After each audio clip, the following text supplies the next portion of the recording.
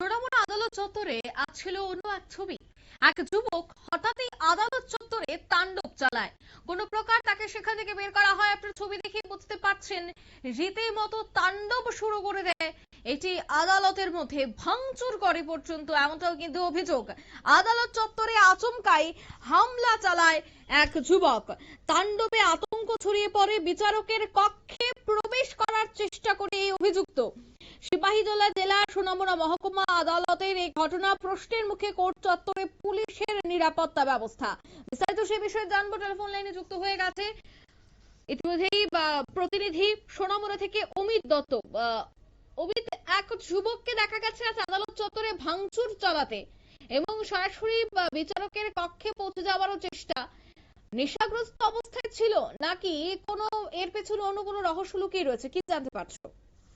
দেখো অঙ্কিতা, যেতটুকু আদালত সূত্রে যেতটুকু খবর পাওয়া গেছে, হঠাৎই আজ প্রায় দুপুর নাগাদ হঠাৎই ওই তামসাবাড়ি আদালত সংলগ্ন তামসাবাড়ি এলাকার উত্তরপাড়া এলাকার মৃণাল মিয়া নাম ওর, ও হঠাৎই বোতল ভাঙা বলা যায় অস্ত্র নিয়ে হঠাৎই সে আদালত চত্বরে ঢুকে যাওয়াতে যেহেতু তার হাতে বোতলের অস্ত্র ছিল, তো সেহেতু তাকে কেউ পাকড়াও করতে পারছিল না। সেই সময় যেই তার সামনে যাচ্ছিল, সে হঠাৎই সেখানে তাণ্ডব শুরু করে।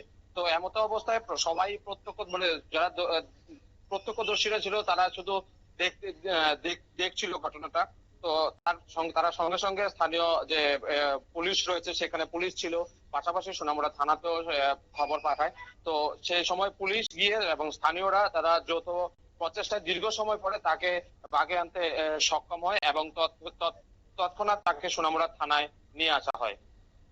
তো যতটুকু জানা গেছে এই খবরটা এই ঘটনাকে কেন্দ্র করে কি বিষয় ছিল, কেনই বা সে আদালতে ঢুকে গেল, কিভাবে ঢুকলো, তো সম্পূর্ণ বিষয়টি নিয়ে পুলিশ তদন্ত করছে। আদালত চত্বরে তো নিরাপত্তা থাকে, সেখানে প্রতিনিয়তই পুলিশ মোতায়েন থাকে, কিন্তু পুলিশকে টপকে নিরাপত্তা টপকে সেই যুবকটি কিভাবে প্রবেশ করলো, নিরাপত্তাটাও কি প্রশ্নের মুখে দাঁড়াচ্ছে না? একদমই একদমই বিষয়টা নিয়ে যথেষ্ট উত্তেজনা বা যথেষ্ট চাঞ্চল্য সৃষ্টি হয়েছে এলাকায়, যেহেতু আদালত পুলিশ প্রশাসনের টহলদারি থাকে। তো সে কিভাবে সেখানে তারা ঢুকলো, পুলিশ সেটা বিষয়টা নিয়ে কারা সেখানে পুলিশি প্রহরা বা দায়িত্বে ছিল তাদেরও জিজ্ঞাসাবাদ করবে এবং সম্পূর্ণ বিষয়টি নিয়ে পুলিশ এখনো তদন্ত করছে। তো পুলিশ সূত্রে জানা গেছে ইতিমধ্যে কোর্টেও আবার সোপর্দ করা হবে পুলিশের পক্ষ থেকে। তো তারপরে বিস্তারিত আরো জানা যাবে পুলিশের ও যে ওসি রয়েছে সোনামুড়া থানার ওসি তার কাছ থেকে। একদমই, ধন্যবাদ। অর্থাৎ সোনামুড়া থানার ওসির পক্ষ থেকে আরো বেশ কিছু বক্তব্য উঠে আসতে পারে। তবে সিপাহীজলা জেলার সোনামুড়া মহকুমা আদালত চত্বরে এক যুবক হঠাৎই প্রবেশ করে কাচের বোতল দিয়ে ভাঙচুর শুরু করে দেয় এবং সেখানে বিচারকের কক্ষে ঢোকার চেষ্টা করে। তবে অভিযোগ রয়েছে যে নেশাগ্রস্ত অবস্থায় হয়তোবা ছিল এই যুবকটি। একেবারে হাত পা বেঁধে সেখান থেকে এক চ্যাংদোলা করে বের করা হয় আদালত চত্বর থেকে। নিয়ে নিচ্ছি ছোট্ট একটি বিজ্ঞাপন বিরতি, সঙ্গে থাকুন।